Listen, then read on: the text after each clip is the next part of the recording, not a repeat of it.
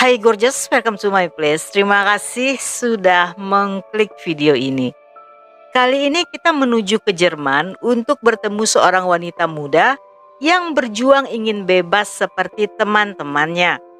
Tapi sebelum masuk ke kasus, aku mau kasih tahu, karena foto-foto kasus sangat minim, dengan terpaksa video hari ini lebih banyak berupa ilustrasi. Nggak pakai lama? Watch. Larip Khan merupakan putri dari Asadullah Khan dan Shazia. Dia memiliki seorang adik perempuan bernama Nida yang diadopsi oleh kerabat mereka. Keluarga Larip berasal dari Pakistan yang merantau ke Darmstadt, Jerman saat Asadullah berusia 25 tahun. Keluarga mereka bergabung dalam sebuah komunitas dan di sana Asadullah merupakan orang terpandang. Walaupun Larip dibesarkan dengan tradisi Pakistan, tetapi keluarganya mensupport gadis itu dalam pendidikan. Di saat itu, Larip sedang mempersiapkan dirinya untuk masuk sekolah keperawatan gigi. Larip yang memiliki senyum manis tumbuh menjadi putri yang baik bagi kedua orang tuanya. Namun putri kebanggaan orang tuanya ini mulai berubah ketika satu waktu dia bertemu seorang pemuda bernama Rahil yang juga berasal dari komunitas yang sama. Walaupun dalam komunitas tersebut, pacaran sebelum menikah sangat ditentang, tetapi secara diam-diam mereka tetap menjalin asmara.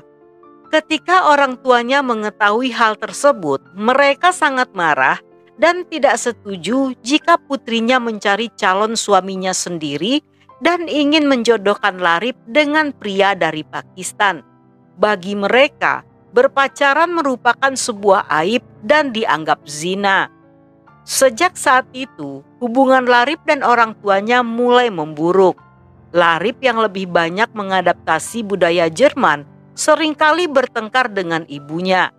Shazia bahkan tidak segan-segan melakukan kekerasan pada sang putri. Setiap kali habis bertengkar, Larip sering curhat pada Niha tentang ibu mereka yang sering memukulnya dengan tongkat atau bahkan meletakkan tangan Larip di atas kompor yang panas saat ketahuan sedang chatting dengan seseorang.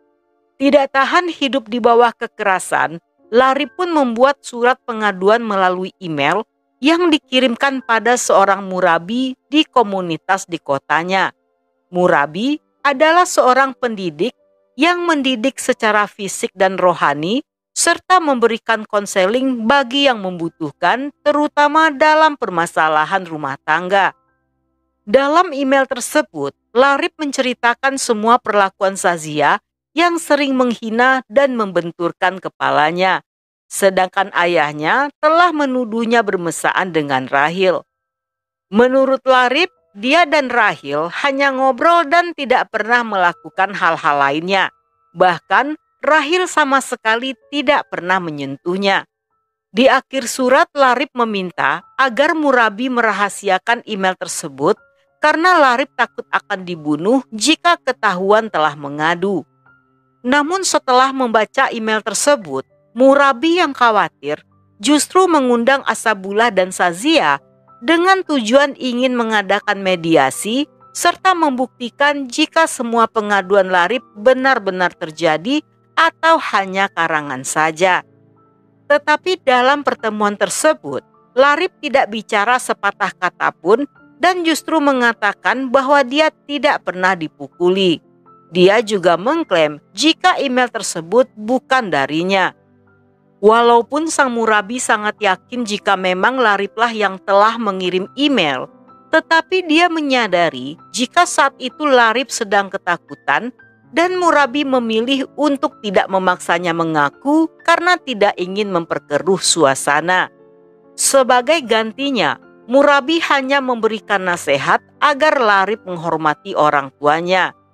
Beberapa hari kemudian, murabi kembali mendapatkan email dari Larip yang meminta agar murabi melupakan pengaduannya karena dia ingin menjaga nama baik ayahnya di komunitas mereka. Namun setelah kejadian tersebut, Larip semakin hari menunjukkan perlawanan pada orang tuanya. Dia melepas hijab dan sering tidak pulang selama beberapa hari. Hal ini membuat Asabullah kecewa, terutama saat mengetahui jika Larip memakai pakaian yang terbuka. Sambil menangis, Asabullah menceritakan sikap putrinya pada sang murabi. Namun dia tidak bisa menceritakan segala perbuatan Larip karena merupakan aib keluarga. Saat itu murabi menasehati serta menekankan jika hubungan Larip dan Rahil sulit ditentang, sebaiknya Asabullah segera menikahkan mereka. Namun bagi Asabullah, menikahkan putrinya dengan Rahil sama artinya dengan memaafkan hubungan mereka yang dianggapnya zina. Karena menurutnya, bagi komunitasnya, pria dan wanita dilarang pacaran sebelum menikah. Dan dia juga merasa khawatir jika keluarganya akan dikucilkan orang sekitarnya jika tidak segera menghentikan hubungan itu tetapi justru memaafkannya. Hingga pada awal Januari 2015, Larip tidak pulang dan menginap di luar. Namun pada jam 4 pagi, orang tuanya mendapatkan laporan dari polisi jika Larip terlibat pencurian alat pengaman di sebuah minimarket. Gadis itu berniat melakukan happy ending dengan pacarnya. Hal ini tentunya membuat Asabullah sangat marah dan malu. Sejak hari itu, Larip diawasi dengan ketat, bahkan orang tuanya secara bergantian menunggu di depan kelas agar Larip pulang bersama mereka. Walaupun telah mengawasi Larip, orang tuanya tetap tidak tahan dengan aib putrinya. Mereka takut akan diusir oleh komunitas itu jika masyarakat tahu tentang insiden pencurian alat pengaman tersebut, sehingga mereka berencana untuk melenyapkan gadis itu.